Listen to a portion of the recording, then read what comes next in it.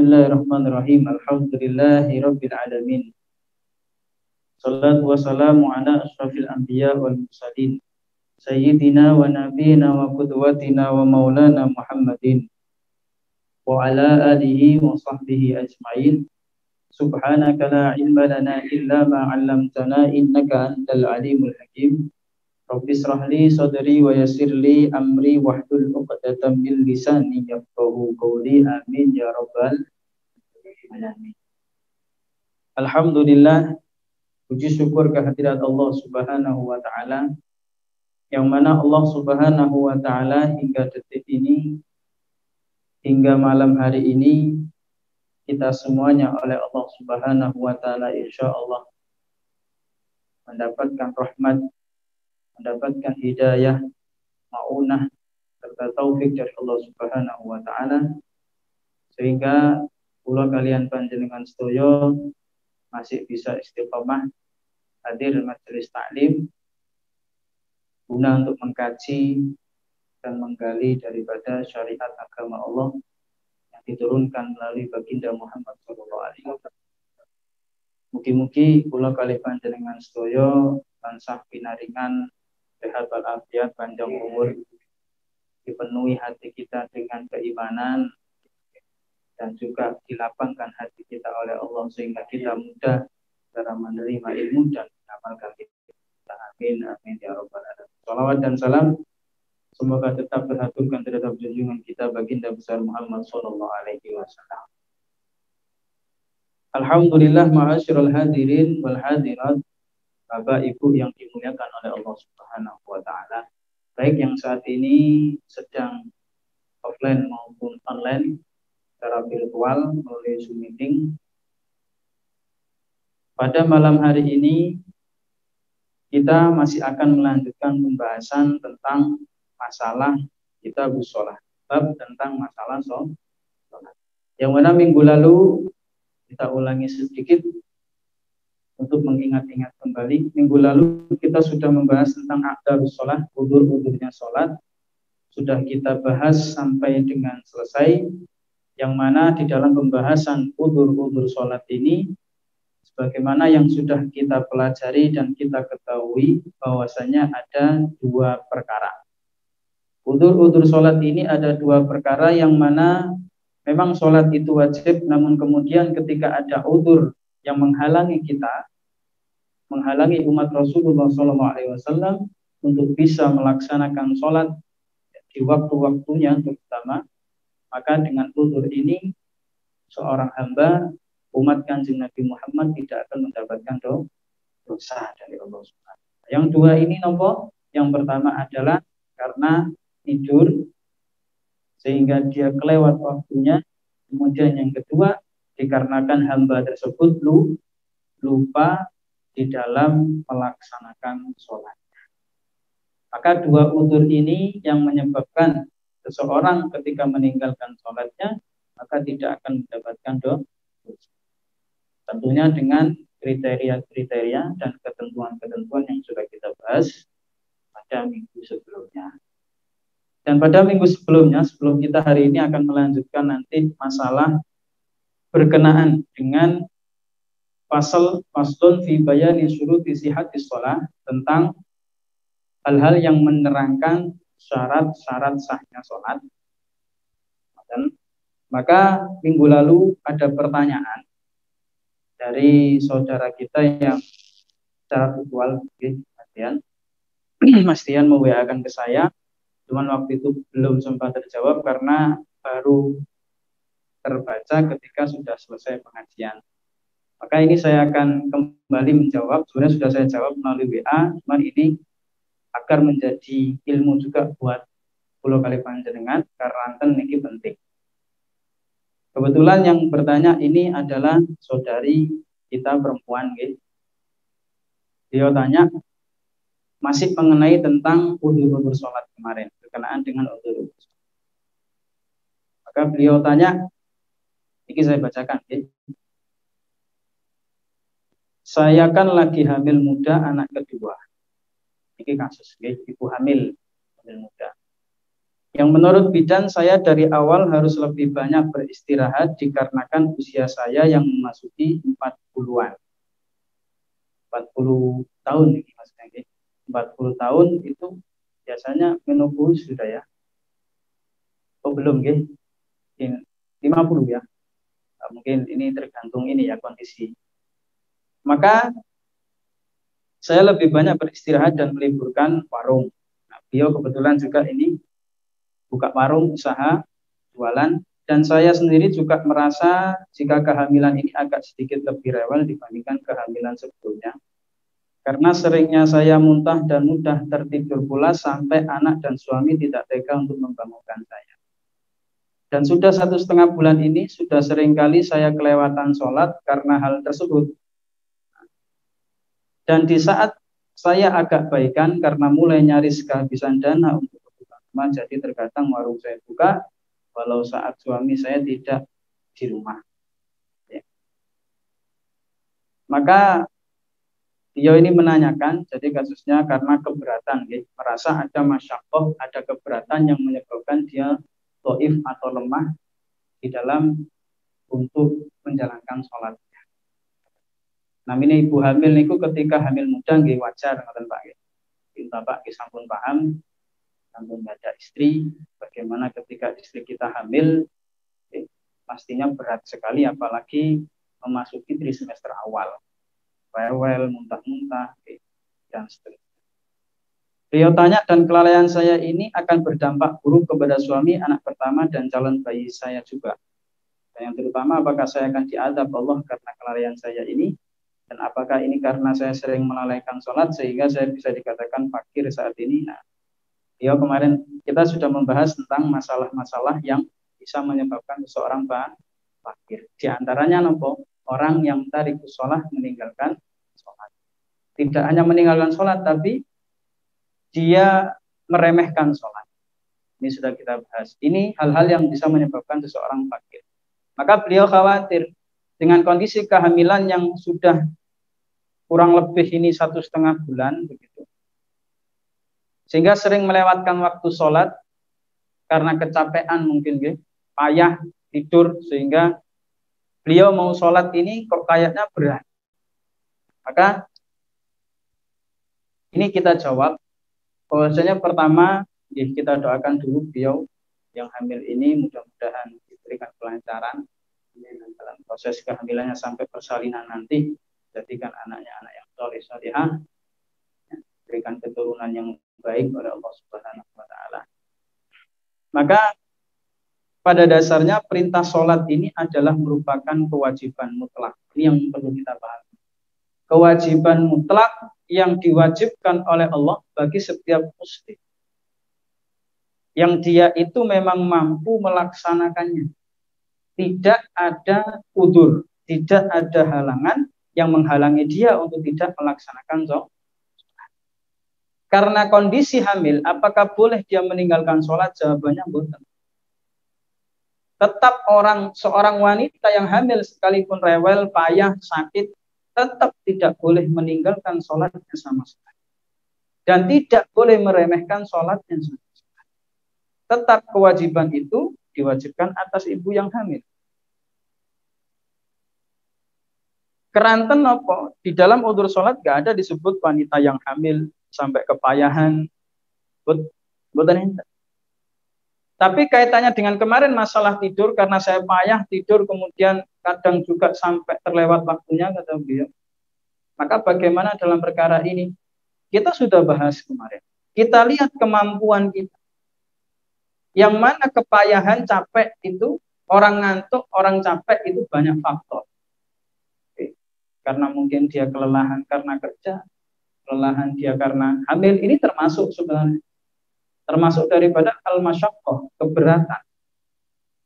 Namun demikian ketika panjenengan ini merasa sulit, maka Allah Subhanahu wa taala memberikan kemudahan. Tidak serta-merta kemudian tak turu doa.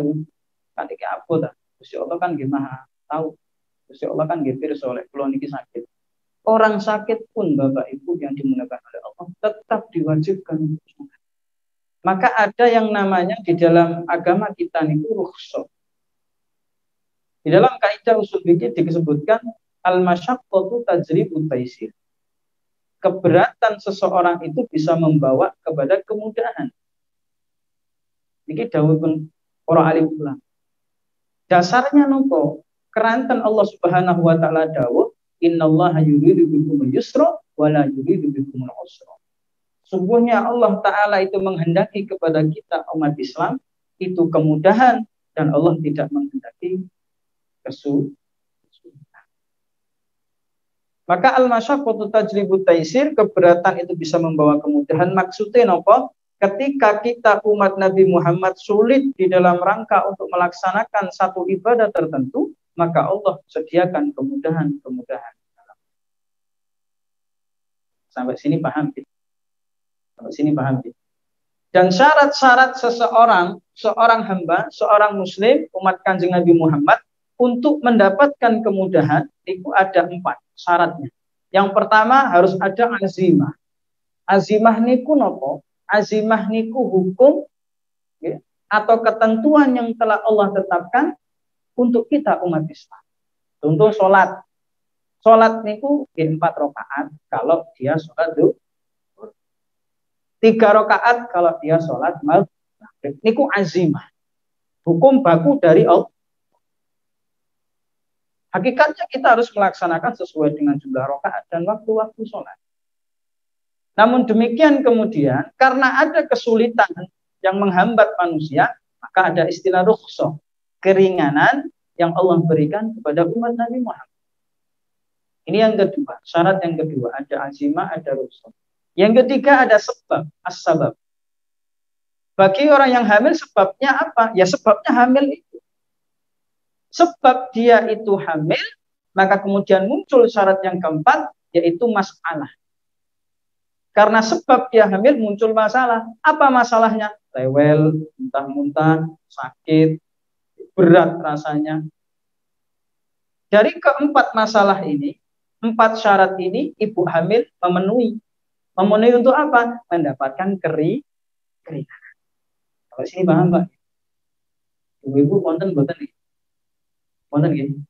Paham Bu? 4 ini sudah memenuhi syarat untuk ibu-ibu mendapatkan keringanan bagi ibu yang hamil. Sehingga keringanannya apa? Bukan keringanan yang gugur kewajiban, boten. Ada keringanan itu, rukhsah itu dari Allah yang Allah berikan kepada umat Nabi Muhammad. Ada beberapa macam, Bapak. Yang pertama istilahnya takhfif isqat. Takhfif niku keringanan. Takhfif isqat niki napa? Keringanan yang Allah berikan dan sifatnya gugur kewajiban. Memang keringanan itu karena ada satu kewajiban, tapi karena ada satu halangan, udzur, maka kewajiban itu gugur. Tapi bukan untuk ibu hamil nggak sholat, boten. Tapi napa contoh takhfif isqat ini? Contoh ibadah haji. Panjenengan badhe nglampahi haji, insyaallah mugi tahun haji. Alhamdulillah kabarnya sampun dibuka nggih. Sampun dibuka. Insyaallah mudah-mudahan buka terus di tengah kabar yang tidak menentu niki di Eropa katanya sudah semakin ramai lagi Covid. Kemudian di Israel ini barusan saya sebelum berangkat nggak sengaja lihat berita di Israel itu juga ada varian baru sehingga di lockdown di sana, perbatasan ditutup selama 2 minggu, nggak boleh keluar masuk. Alhamdulillah Indonesia ini masih melandai, artinya menurun kasusnya, mudah-mudahan nggak naik lagi. Allahumma. Tapi namun demikian tetap kita sama-sama menjaga untuk sampai sana. Kembali ke masalah ibadah haji. Ibadah haji hukumnya apa, Bapak Ibu? Ibadah haji hukumnya apa? Wajib bagi yang mampu secara finansial, ataupun secara fisik, ataupun kendaraan. Adanya kendaraan. Karena kita jauh dari Mekah. Maka ketiga-tiganya ini harus dipenuhi. Termasuk nanti amannya perjalanan. Misalkan Ada seseorang mampu secara finansial, kendaraan punya, untuk dia berangkat haji. Tapi fisik nggak mampu, Pak. Maka bagaimana? Nah, maka ini dapat takhfif isqat, kewajiban yang menggugurkan. Maka gugur kewajiban dia untuk pergi ibadah. Yang kedua, rukhsah dari Allah, keringanan dari Allah itu sifatnya takhfif tangkis. Takhfif keringanan yang itu sifatnya mengurangi. Apa contohnya? Sholat kosong. Yang 4 jadi 2. Ini keringanan yang sifatnya mengurangi. Yang jumlahnya 4 rakaat jadi 2. Ada yang ketiga takhfif ibdal, yaitu takhfif keringanan yang Allah berikan kepada umat Nabi Muhammad berupa keringanan pengganti. Contoh, wudu niku ndamel napa Bapak Ibu? Air. Ketika ada kesulitan, mungkin karena sakit sehingga nggak bisa pegang air, maka ibdal diganti dengan Yang keempat, keringanan itu ada yang sifatnya dia takhfif tarhis. Nah, ini yang akan kita bahas. Takhfif tarhis nopo? Sifat keringanan itu bersifat nopo? Dia itu memudahkan. Memberi solusi lain, memberi cara lain bagi orang yang menghadapi kesulitan dalam ibadah. Seperti yang kita bahas tadi, masalah ibu hamil. Ibu hamil dalam hal ini mendapatkan rukhsah bahwa tapi bukan gugur kewajiban, tapi hanya saja caranya yang di takhfif tarhis istilah. Nah, oke, pun kita bahas. Sehingga wanita hamil, ibu yang hamil tadi ketika merasakan kesulitan, maka bukan berarti sekalipun bidan ngomong, sampean kudu bed rest, kudu istirahat, terus masuk 24 jam istirahat terus. Kan boten tuh. Nggih mesti wonten aktivitasnya tuh. Nggih masak, nggih nompo, kan mesti tetep. Bukan berarti bed rest 24 jam tuh tolak gitu. Bidan itu insyaallah bermanfaat. Maka kemudian ketika kaitannya dengan kewajiban, tetap kita harus paksa diri kita selama kita mampu, semampu-mampunya kita. Lek boten sakit panjenengan berdiri bagi ibu yang hamil tadi karena berat, payah dan seterusnya, maka Allah Subhanahu wa taala mengatakan boleh sampai itu sholat dengan duduk. Kanjeng Nabi mengatakan lek gak bisa duduk, ya, fa illam yastati fa qa'idan. Maka sampai duduk. Lek sik boten saged mangle, nggih, maka boleh dengan tidur berbaring. Nah, ini cara solusi. Keringanan yang memang solusinya kalau nggak bisa berdiri ya duduk, kalau nggak bisa duduk ya berbaring. Ini untuk ibu yang baik. Sampai pergi sampun paham mumpung dereng Bapak Ibu. Sampun nggih? Allah paham.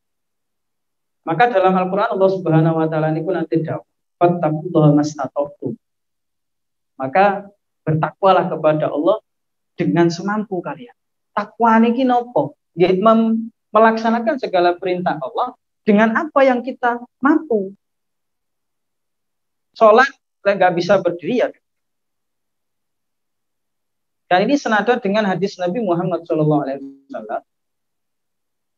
Allah Kanjeng Nabi ini pun nanti dawuh, idza amartukum bi amrin, jika seandainya aku ini memerintahkan kepadamu tentang satu perkara, fa'tu minhu mastata'tum, maka datangilah itu, maka kerjakanlah hal itu dengan semampu yang kalian mampu.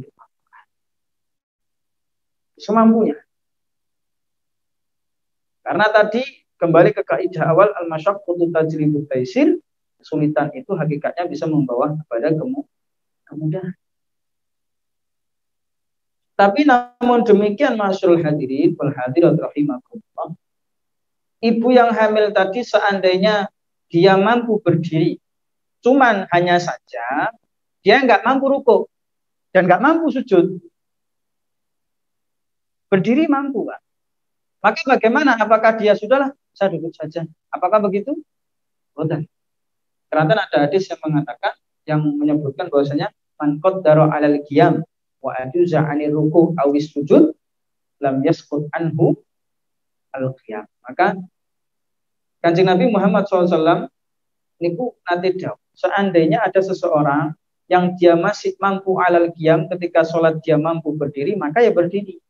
Namun dia lemah, nggak mampu dia ruku atau sujud, kata Rasulullah, maka lam yasqut anhu al-qiyam. Maka tidak menggugurkan yang namanya berdiri tadi. Berdiri ini tetap, sholat tetap takbiratul ihram berdiri, tapi kan nggak bisa rukuk. Bagaimana? Maka rukuk semampunya, artinya nggak harus 90 derajat sempurna begini, tapi mungkin agak mundur sedikit. Berantem kan hamil, Pak. Terus sujud bagaimana? Sujud boleh dengan posisi duduk dan mengisyaratkan kepalanya ini harus lebih rendah dari posisi rukuk yang tadi. Keranten ini masih dianggap mampu berdiri. Jadi berdirinya tetap, rukuknya agak mampu, sujudnya agak mampu, maka rukuk dan sujudnya itu yang sebisanya semampu. Sampai bagi paham bahwa itu paham gitu. Niki terkait dengan masalah ibu hamil yang ditanyakan oleh saudara kita. Jadi, mudah-mudahan ini bisa menjawab dari pertanyaan tersebut. Dan kalau masalah meremehkan sholat, apakah ini kemudian akan berdampak kepada rezeki saya yang cukup, rezeki saya yang berkurang, dan seterusnya? Ya, bisa jadi dibutuhkan. Bagaimana yang telah kita bahas kemarin. Tapi yakin, Bapak Ibu, selama kita tetap berusaha untuk takwa, saya punya niat untuk tetap melaksanakan sholat, tapi karena saya nggak mampu, ya maka solusinya panjenengan sholatlah dengan semampu panjenengan. Jangan sampai meninggalkan sholat hanya karena al-masyaqqah, kesulitan daripada ibu hamil. Karena tetap ulama sepakat wajib ibu hamil sholat tetap dengan cara. Tidak ada perbedaan dalam hal ini. Jadi keringanannya bukan keringanan yang menggugurkan, tapi keringanan yang dia itu memudahkan. Sampai sini paham nggih? Ya, alhamdulillah. Ini kaitannya dengan pertanyaan. Baik, Bapak Ibu, masyaallah hadirin wal hadirat rahimakumullah.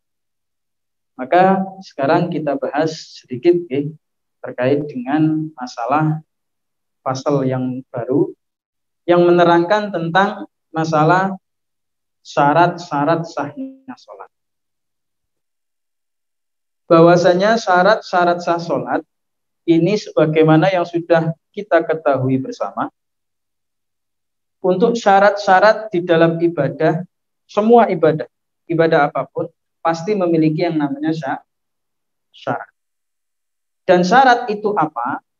Wahya ma yatawaqqafu 'alaiha sihhatus shalah wa laysat minha. Maka syarat itu merupakan dasar daripada keabsahan sholat, akan tetapi syarat itu bukan bagian dari sholat. Merupakan keabsahan sholat, tapi syarat itu bukan bagian dari sholat. Jadi terpisah. Artinya nopo? Syarat ini harus kita penuhi, harus kita laksanakan sebelum orang itu sholat. Paham Bapak Ibu? Syarat. Itu namanya syarat sah sholat. Nanti ada malih syarat wajib sholat. Ada syarat wajib sholat, ada syarat sah sholat.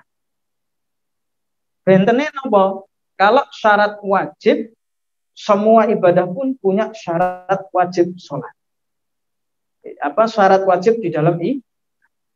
Dan syarat wajib ini secara umum, kata ulama, sama semua ibadah. Contoh, syarat wajib sholat nopo? Pertama harus Islam.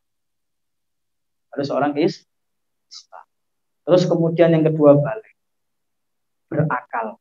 Ini secara umum semua ibadah menghendaki syarat wajib ini. Sehingga di dalam kitab Kasyifatus Sajjad ini tidak disebutkan oleh pengarang. Nah, ini pengarang kitab ini adalah Syekh Nawawi Al-Bantani Al-Jawi, seorang ulama dari Banten.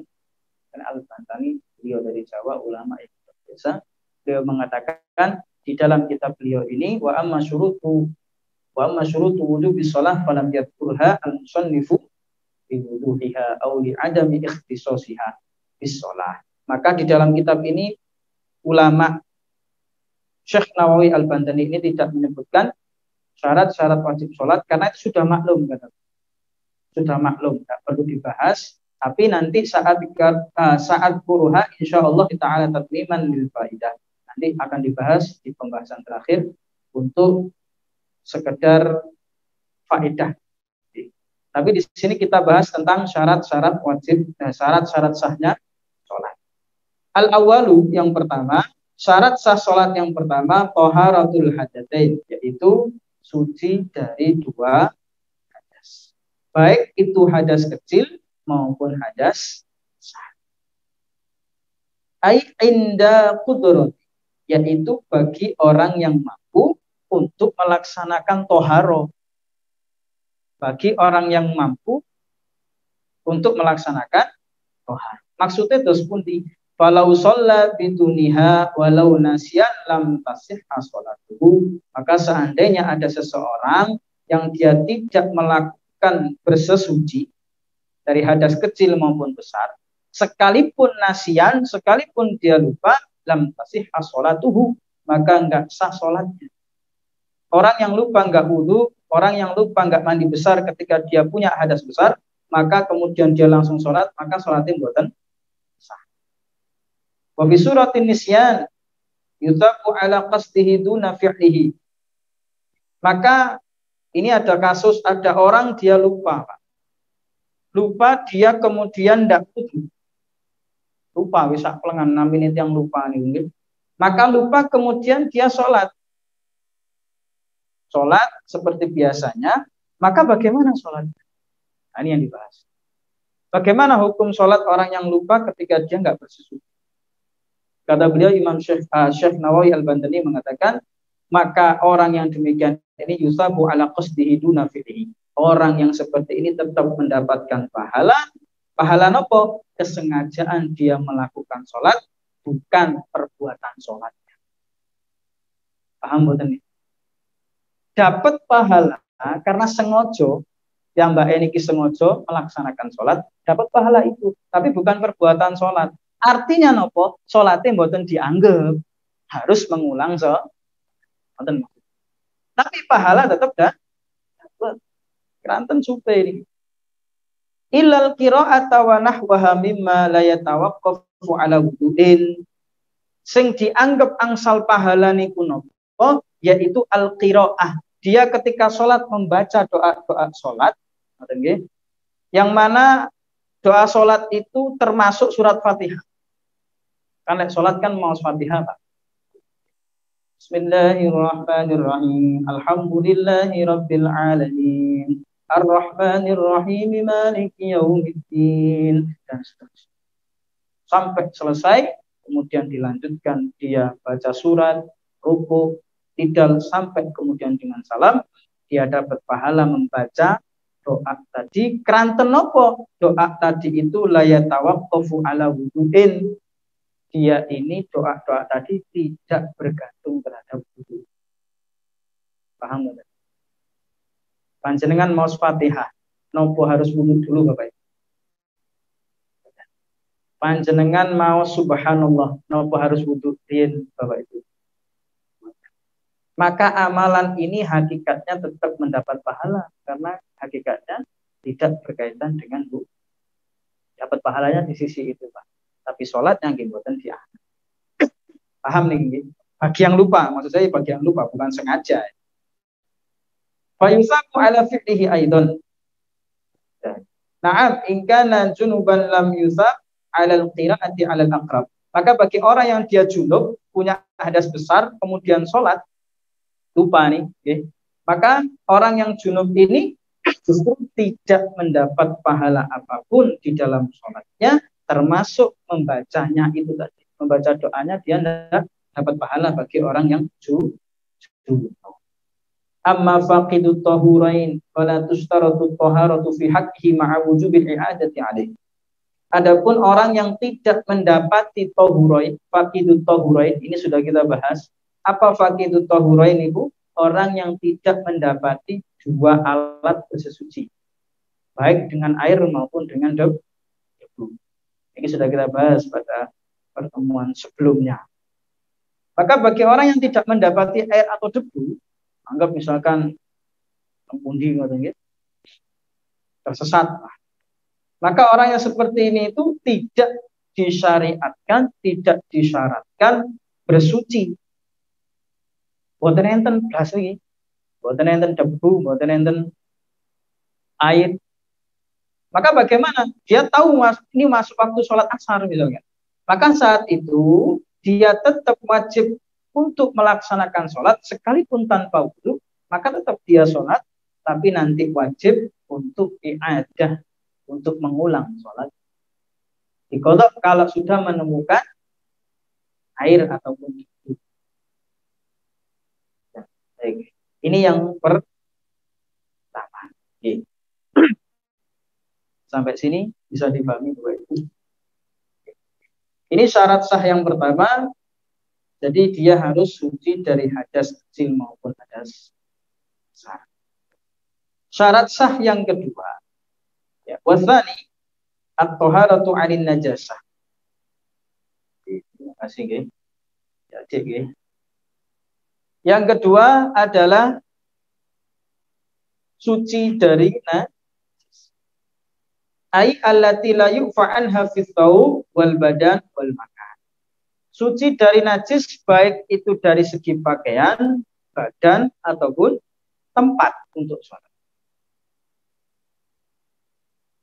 Di dalam suci dari najis di pakaian, maksudnya nopo ai al malbusi min kulli mahmulin lahu wa illam yataharrak bi harakatihi wa mulakin lidzalik.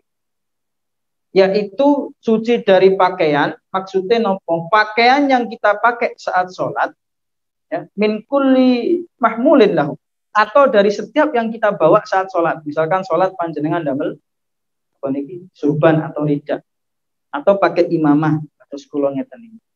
Maka wa illam yataharrak bi harakatihi wa mulakin lidzalik, maka sekalipun tadi yang kita pakai itu tidak ikut bergerak ketika kita sholat, paham nggih? Tidak ikut bergerak ketika kita sholat, maka tetap semua yang kita pakai ini haruslah dipastikan suci, tidak terkena najis. Kalau salah satu saja terkena najis, maka najis semua dan tidak sah sholat. Termasuk apunten non sewu, daleman pulau kali panjenengan. Misalkan sholat, kalau yang jalan itu damel sarung, damel tako, terus pakai daleman, pakai siji, celana dalam. Maka celana dalam kula kali panjenengan benar-benar harus suci, Bapak. Ibu nggih ngoten. Pun sampai najis. Makanya daleman niku pada umumnya nggih sehari ganti paling gak maksimal niku, Pak. Dinten gantos. Ya, kalau perlu setengah hari ganti. Ya khawatir wonten najis. Mungkin sisa-sisa pipis atau nopo. Nah, ini yang nanti menjadi masalah. Nah, baik. Kemudian suci dari badan. Ai maksudnya adalah asyamili lidakhili anfi au fami au aini, yaitu termasuk daripada dalamnya hidung, kemudian mulut, termasuk mata. Ini juga termasuk suci dari badan. Semua harus suci. Wal makan, dan juga suci dari tempat ai mayulaki syai'an min badanihi au malbusihi, yaitu tempat yang bersentuhan dengan badan ataupun pakaian kita. Itu mereka semuanya harus suci semua. Wa'lam anna najasata ala arba'ati aqsamin. Ketahuilah bahwasanya najis itu ada 4 golongan, ada 4 kelompok najis. Yang pertama, kelompok pertama yaitu kismun la yu'fa anhu fi thawbi wal ma', yaitu kelompok pertama najis yang tidak dimakfu, semerep dimakfu Bapak Ibu, yang tidak dimaafkan. Najis yang tidak dimaafkan baik ketika kena pakaian atau terkena air. Najis napa niki wa huwa ma'ruf. Nah, ini sudah kita ketahui bersama. Semua macam najis yang dia tidak dimakfu kalau terkena pakaian dan air. Napa niku Bapak Ibu? Contohnya kotoran,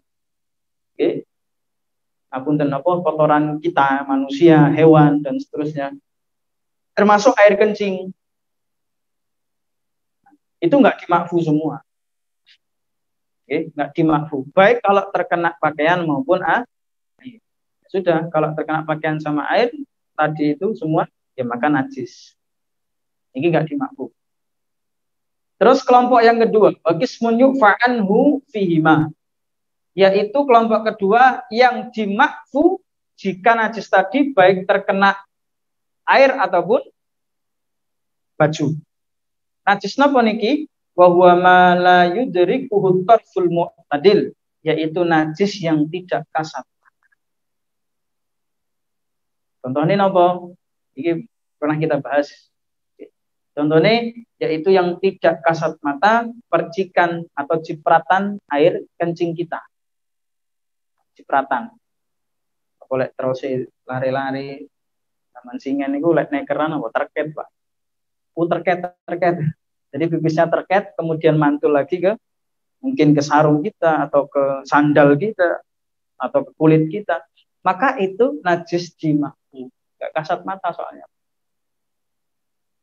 Dan bisa dipastikan khususnya bagi laki-laki sing biasane niki pipise kalian berdiri, itu bisa dipastikan pipisnya itu muncrat kemana-mana, terkete tang pundi, kan? Mungkin bisa jadi balik ke kita, ke kaki, kemana. Cuman hanya saja karena nggak kasat mata dan sulit menghindari itu sehingga itu termasuk najis yang tidak kasat mata. Apalagi contohnya misalkan mungkin tai cicak atau apa sih nggak kelihatan gitu, sulit. Dia yang kering, ya, yang kering. Kalau dia basah, ya najis. Nah, syaratnya kalau yang kering harus segera dibaskan kalau terkena pakaian. Maka seperti itu. Kelompok ketiga, wa qismun yufa'anhu fi thawb dunal ma. Kelompok ketiga adalah najis yang dimakfu ketika kena pakaian, tapi tidak sama halnya dengan air. Kalau kena pakaian dia dimakfu, tapi kalau kena air tetap hukumnya najis. Napa niki wa huwa qalilud dam, yaitu sedikitnya darah. Darah netes lah. Sekalipun darahnya itu cuma setetes, tes masuk ke air yang sedikit, yang kurang dari 2 bola, maka hukumnya najis. Sekalipun itu tidak sampai merubah air, padahal ini air sedikit. Tapi kalau darah yang sedikit tadi kemudian kena pakaian kita, mungkin kena wonten borok mungkin nggih, tangan kula kali panjenengan digaruk ngeten. Boten sengaja lu ketiyen demblok teng pakaian panjenengan juga. Kan ketinggal gitu. Darahnya ketinggal, demblok, kedik lah. Nah, maka ini darahnya dihukumi makfu. Hukum apa namanya? Hukum sedikit banyak bagaimana? Nah, ini ditentukan sesuai adat. Karena wonten kaidah mengatakan al-adatu muhakkamah, adat bisa menjadi hukum. Oke, adat itu bisa menjadi hukum. Jadi yang dimaksud darah sedikit itu seperti apa? Kata ulama ada yang mengatakan darah sedikit itu yang tidak sampai melebihi ini, apa ini? Kuku. Kalau darahnya sak kuku niki, maka itu termasuk makfu. Tapi lek melebihi kuku, Pak. Niki wis kategori darah banyak, maka kalau kena pakaian ya tetap hukumnya jelas mboten niki. Nah, niki damul qalil. Yang ketiga, kenapa alasannya? Alasannya adalah wali anna kasratal ghusli tubelihi. Karena sesungguhnya darah itu khususnya yang ada di tubuh kita itu sering kali keluar darah tadi dari tubuh kita kemudian terkena pakaian. Kan banyak kasus ngoten nggih. Pasti terkena pakaian. Maka karena hal ini kemudian pakaian itu dimakfu, kalau dia sering dicuci maka pakaian tadi akan pudar. Ini menurut Syekh Nawawi Al-Bandri. Maka sehingga najisnya ketika kena pakaian itu dimak. Termasuk juga min hadzal qisim atharul istinja wa yufa'anhu fil badan wa thawb, hatta law sala minhu araqun wa asaba thawb minal mahal muhadiril farid ufiya an hudunata. Termasuk bekas istinja. Ngapunten, cebok mantun buang air besar, cebok kan. Cebok kemudian pakai air, kemudian air tadi itu merembes, sisa air tadi itu merembes ke bawah misalkan Pak, atau ke badan atau ke pakaian. Kan mantun cawi mantun kita bayangkan mantun cawi mantun nggih. Kan mantun bekas ngapunten air kan Pak nggih. Habis dari itu kemudian langsung kita pakai celana dalam. Basah mboten? Basah. Maksudnya kata beliau ya ini yang dimaksud atharul istinja, bekasnya istinja itu sekalipun mengalir terus bercampur dengan keringat kata beliau, kemudian mengenai pakaian itu tidak menjadikan najis dan itu najis mampu. Lek najis Pak susah Pak. Loh nggih itu susah. Mantun istinja kita nggak boleh langsung pakai kerantos kering dia. Sehingga ada air dryer saya enak Pak. Oke. Ibu sehingga ada air dryer saya tasik enak. Sakit air dryer saya tempat kering. Nah, sing mboten enggak ada. Ini berat. Nah, Islam itu enggak berat. Oke.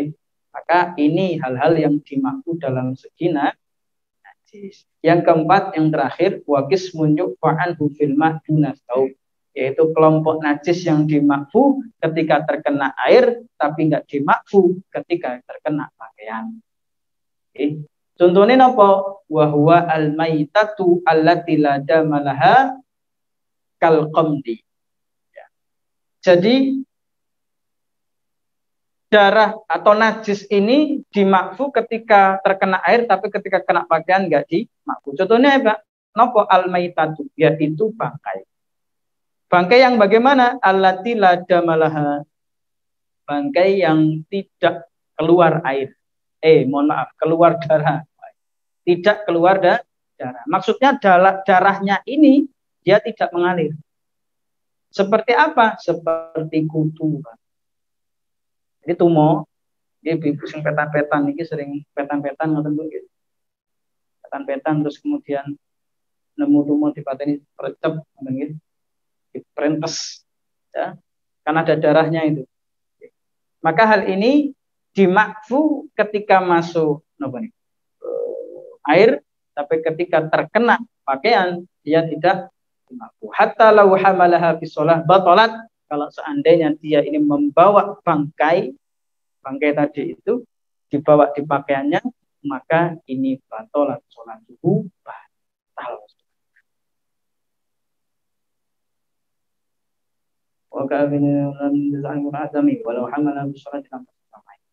Jadi seperti itu untuk permasalahan syarat sah sholat yang kedua, yaitu adalah suci daripada najis. Nah, malam hari ini kita bahas dua, yaitu yang pertama tadi suci dari hadas baik hadas kecil maupun besar, dan yang kedua syarat sah sholat adalah ia suci dari najis baik yang meliputi badan, pakaian ataupun tempat. Monggo kita akhiri wonten pertanyaan Bapak Ibu. Monggo. Monggo.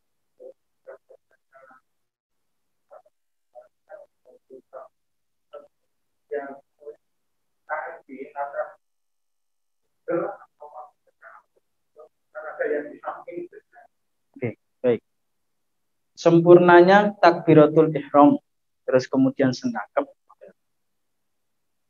Maka takbiratul ihram niku harus sekalipun nanti juga di sini disebutkan syarat sah sholat itu harus menghadap kiblat.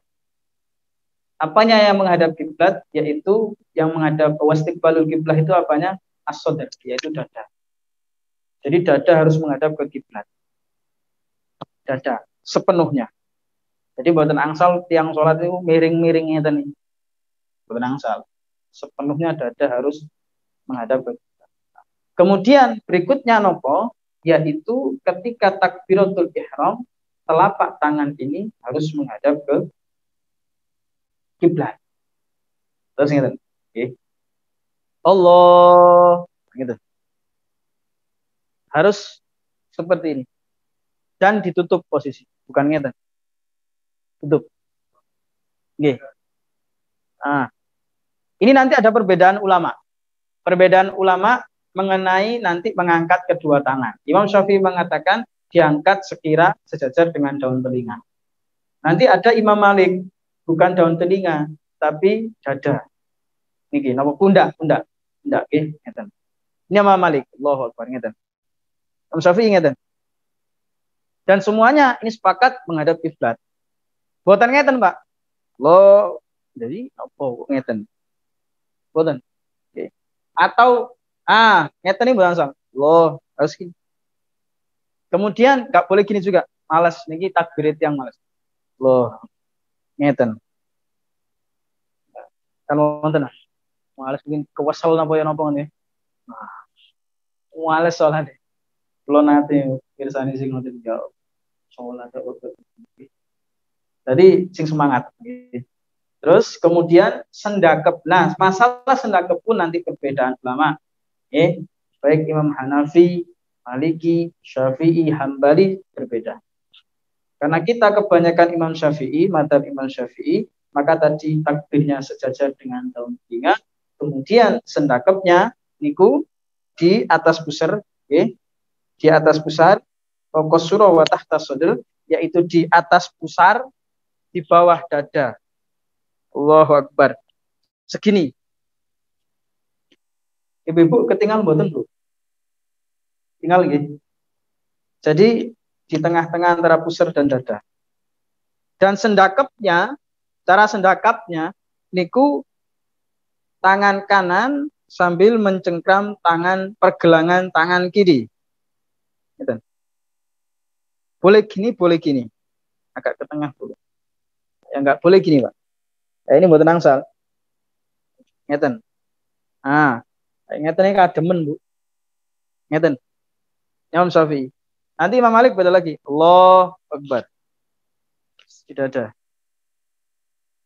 Ada lagi sebagian pendapat Imam Ahmad bin Hambal itu ada yang juga Allahu Akbar. Nah, ini ketika perang, ya, sholat siddatul khauf. Begini kenapa? Karena zaman itu zaman perang, bawa pedang. Jadi gini. Ada juga yang lepas tangan. Ini biasanya orang-orang Afrika. Allahu Akbar. Lepas. Nah, ini perbedaan mana yang benar? Semua benar. Jadi menawi insya Allah makin ditakdir kalian Allah dapat rezeki bunga kaji.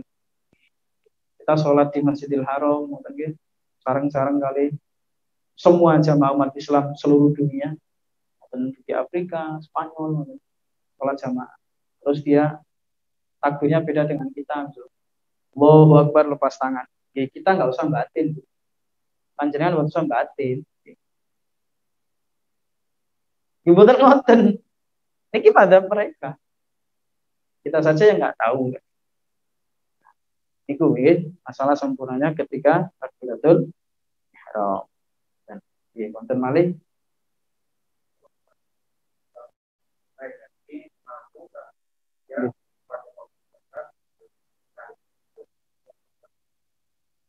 Baik. Maka tadi mampu, ya, kita bahas orang yang haji itu harus mampu fisik, finansial, adanya kendaraan, dan amannya perjalanan. Amannya perjalanan. Kalau ada misalkan waktunya berangkat kok dia stroke, bagaimana? Terus Budi? Dalam? Enggak mampu. Maka bagaimana? Ya gugur kewajiban. Cuman menurut madzhab Imam Syafi'i dia boleh untuk apa? Digantikan haji badal. Dibadalkan sama orang yang sudah pernah haji, ya. Tolong aku badalono iki kon tak sangoni, yo. Karena aku wis kadung apa daftar iki. Ya sing rezeki tiange sing badali, Pak. Alhamdulillah ngoten nggih. Wis suruh badali, badalono aku, wis ya iki duit tak sangoni sekolah. Tapi nanti pahalanya terus pundi? Pahalanya tetap untuk orang yang sakit. Yang badal ini belum dianggap haji. Paham nggih? Menggantikan haji badal. ngongkosin orang untuk menggantikan dia naik termasuk amannya perjalanan. Nah, sekalipun panjenengan wis daftar tahun iki wis kudune berangkat wis ngurus sembarang kalir ngoten nggih. Kok ternyata ada kendala, misalkan Mekah tutup malih. Mungkin mboten nggih. Misalkan tutup malih karena corona rame malih. Nggih jangan maksa. Pokok aku sekadung niat kudu budal. Urusan mati gak mati urusannya Gusti Allah lu mati konyol kan. Dan tidak boleh hukumnya kita memaksakan ketika ada halangan yang merintang. Sama halnya kita membunuh diri kita sendiri. Wala taqtulu anfusakum, kata Allah, janganlah membunuh diri kalian sendiri. Tidak boleh, itu perintah agama, larangan. Karena ketika nggak aman perjalanan, ya paksa pergi.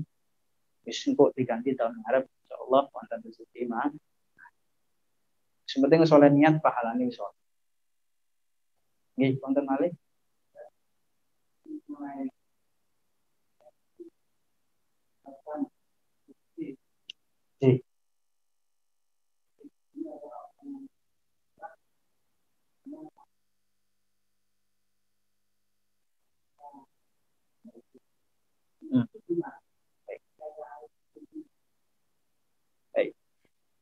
Jadi ini sudah kita bahas sebelumnya juga terkait dengan bagaimana kondisi seseorang kalau dia termasuk faqidut tahurain.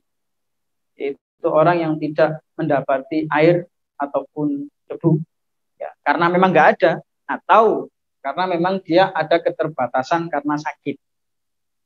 Dan tidak ada orang yang mensucikannya, kan, membantunya dia. Maka bagaimana? Ya tetap dia tetap wajib sholat untuk apa? Lihurmatil waqt untuk dia itu menghormati waktu sholat. Untuk hurmatul waqt. Tapi nanti bagaimana? Ya diqadha, diulang lagi sholatnya kalau sudah sepuh sudah. Kerantan wonten yang sebagaimana sudah kita pernah cerita, sahabat Nabi Muhammad niku nanti ketika mencari kalungnya Siti Aisyah yang hilang, sampai kemudian ini belum sholat duhur waktu itu. Waktu sholat duhur, belum sholat duhur. Mepet waktu asar. Nyari kalung nggak ketemu sampai waktu asar. Belum sholat sahabat ini. Kemudian sahabat ini, oh boy, terus sholat. Kata wudhu, terus kok gak nutut ini. Wih, saya langsung sholat aja, sholat. Sudah selesai sholat, kok dilala. Gak selang beberapa lama, ternyata masuk waktu asar. Sampai kepada Rasulullah cerita, ya Rasulullah, anak kada wa kada. Saya begini. Tadi saya sholat, tapi kami ini tidak wudhu. Gimana ya Rasulullah? Karena kami sudah harus nggak nutut, tapi kami keyakinan ini waktu sholat yang harus saya kerjakan. Maka Rasulullah tidak membenarkan dan Rasulullah tidak menyalahkan. Artinya apa? Sah. Itu hurmatul waqt. Maka nanti dari kesimpulan ulama terjadi perbedaan pendapat. Imam Syafi'i mengatakan ini hurmatul waqt tetap nanti harus diqadha. Nanti beda Imam Hanafi nggak harus diqadha.